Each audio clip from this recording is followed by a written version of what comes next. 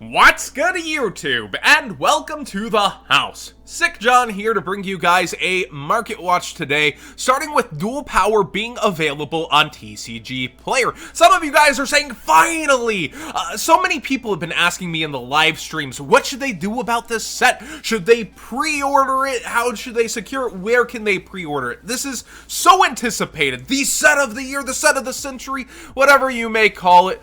Duel Power is going to have a huge demand, so it's pretty insane to see 3 top-rated sellers start out under MSRP. Well, we don't have the full set spoiler. ProPlay is kind of taking a different approach, taking away the game board and the box that many of you guys throw away anyways, and it's not like you can weigh these packs, everything's all ultras, but let's step into the reality here. This is a legendary collection in disguise. This is very similar to Kaiba Collection, a 100-card set, and guess what happened to Kaiba Collection? Oh, an unlimited run with insane amounts of quantities. That, if I was a betting man, is what I would say is going to happen with this. History will repeat itself with Duel Power. This will have an insane surge of demand. It will sell out. You'll have problems finding it. Its price will be up. And then the unlimited set is going to drop. And you know what that first ed stamp does for the singles on the secondary market? Oh, wait. Almost every single listing has first ed copies near mint within the first 3 listings. Many of these cards. Such as, yeah, you look through almost every single tier of this. First ed's going to be in the bottom 3. So where does this really leave us with Duel Power? Well, you have this space to get in there, but it's not going to be like the Solomon Great structure deck where people are really clamoring for it, and it's going to take a long time to ever see it reprinted in some Walgreens shelf somewhere. And the Dino Masher Fury structure deck's another great example of a in-demand structure deck that just stayed up there in price no matter what. Like, I think the Solomon Great structure deck isn't comparable to this, but it left a lot of people with the fear of not being able to obtain something at MSRP. So my advice to you, work with OTSs that aren't shady to pre-order. Make sure you're going to be good with them and be able to get that product. Make it very clear that you would like this and you will give money up front. Or pre-order it from top-rated sellers on TCG Player or your favorite websites. Definitely great deals for free shipping over here. Continuing on today, let's go ahead and move into the cards, John. Fantastical Dragon Phantasme is above $110 freaking dollars. It's always interesting in the modern day market to see a card rise from there. Well, yes, there are short prints, so it more so heads towards that old ratio of Secret Rare, but not quite. It's still printed more than the old Secrets, even with its shorter print than the regular Secrets, and it's interesting to see it climb so high for a card that not even everybody agrees to main deck. It's so weird to see this kind of thing happen, yet here we are. Here are the prices. There's actual sales backing it. There's people on Facebook offering 80 cash when this just climbed to 90, and it's just continuing to rise. Why is it so interesting to see this happen, though, is that vendors at YCS venues cannot sell cards for over $99.99. If you're at a YCS or regionals, etc., they're all stuck selling this for $100, and that'll be interesting to see if they actually avoid selling it in the room, because usually I see vendors still willing to sell that card when it's around the $110, $112, $115 for that $100 mark and at least trade, or maybe even cash because of how fees work. And selling them online, the people are getting hit with the 10% fee right away. They're only seeing that $100 bill after shipping, etc. They're definitely using tracking. So vendors in the room will still gladly sell this for $100 as long as they have it in stock, meaning the demand in the rooms are much greater, and these will fly off their shelves because it's cheaper than online. It's a great deal, and it's win-win for both the consumer and the vendor as long as they can keep it stocked. Don't go into YCS expecting vendors to have these, but that is what will most likely happen. They will likely try to flip them and sell them throughout the day. Another card that I was just thinking about was Pot of Extravagance recently, more so for a meta definition on why it might be staying up a little higher. I've noticed Trickstars are also starting to play this. Like, Trickstars do very much care about their extra deck, and some of them are even playing the second Boral Sword, so as not to potentially banish them all or have less of a chance to, but definitely an interesting development with Trickstars taking the draw power for consistency, being able to try to get to that good old double reincarnation Droll combo. Droll being one of the strongest hand traps in the meta also gives them an advantage as one of the best decks to work with it. Just an interesting side note on what I've been seeing. Artifact Scythe here, $16, $15, about $15. He's gone up. So I've been staring at this. It's been 8 to 10, 8 to 10. People keep telling me to check it out, and it was still at 8 to 10, and now we see that bump.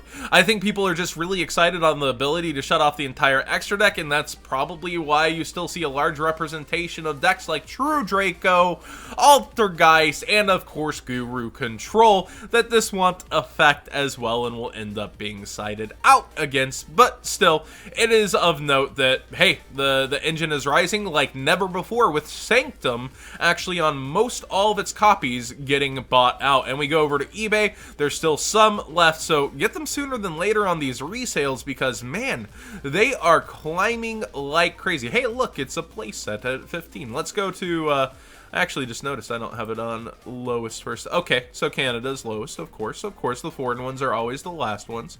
And we continue on up, and yeah, it just starts to quickly climb. Of course, way more inflated on TCG Player right now on the Fallout. So again, if you're freaking out, I do think this price will slowly climb back down, but at the same time, I think we're going to see a new floor on Sanctum than we had before.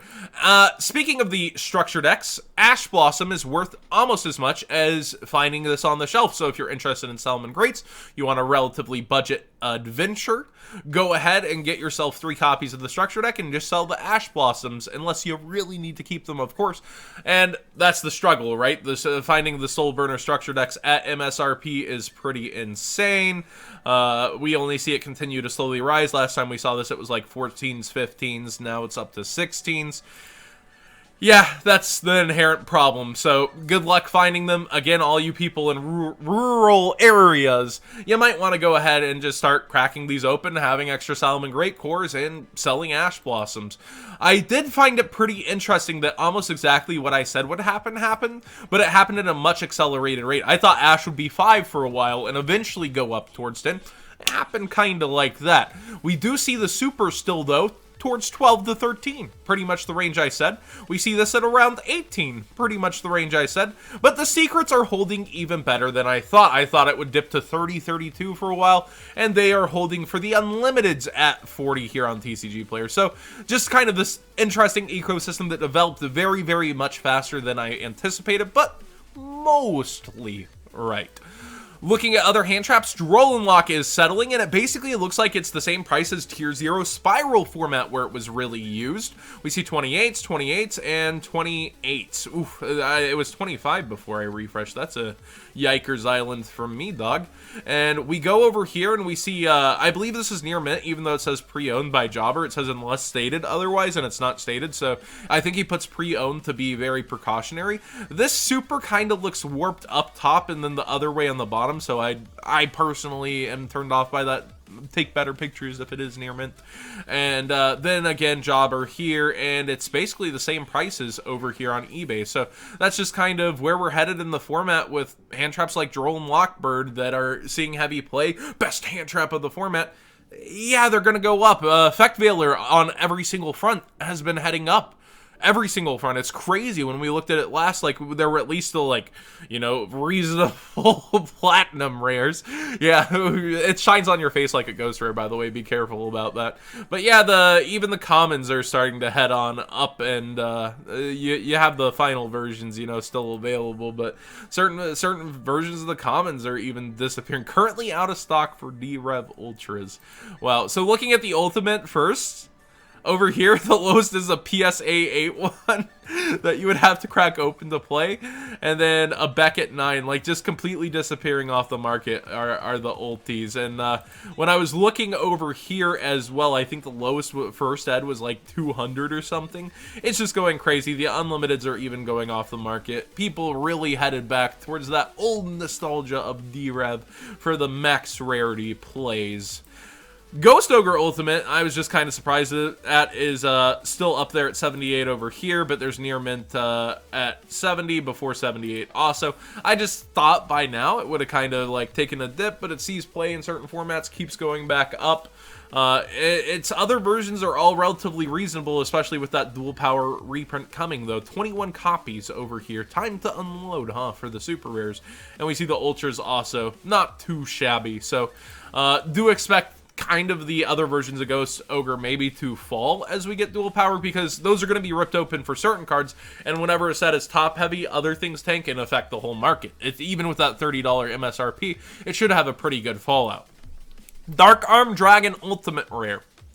13 basically dollars for the unlums. This has gone up even further than when I last looked at it. Just kind of looking through the collector's market, there is one for 90. This is the great thing about independent sellers, undercutting all of the other sellers before we do see it's pretty similar over here after just that one. So this is the thing with the collector's market.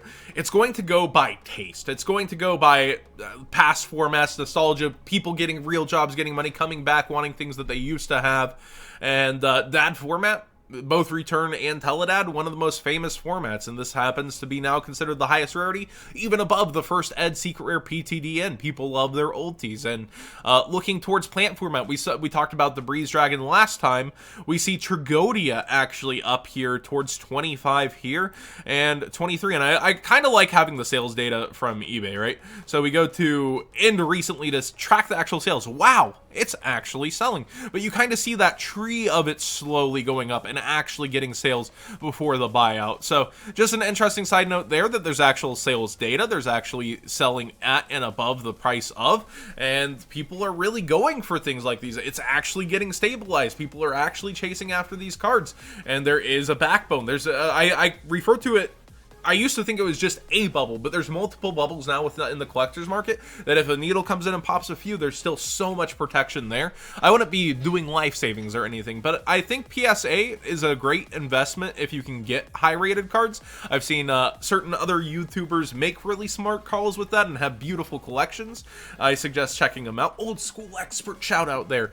But definitely it's an interesting look at the developing collector's market. It's not like I would invest your life savings into it, but it's going to continue to go up as long as this game is healthy and doing well. And even past that, then if the game isn't as in healthy formats, this is where a ton of the market focuses their concentration. So it's basically rewarding to collect in a lot of senses as of late, and it's just going crazy. Thank you so much for watching. Thanks for listening to Sick John ramble. What did you guys think of today's Market Watch? Sorry if it's back to a little bit of a slower pace since I am sick.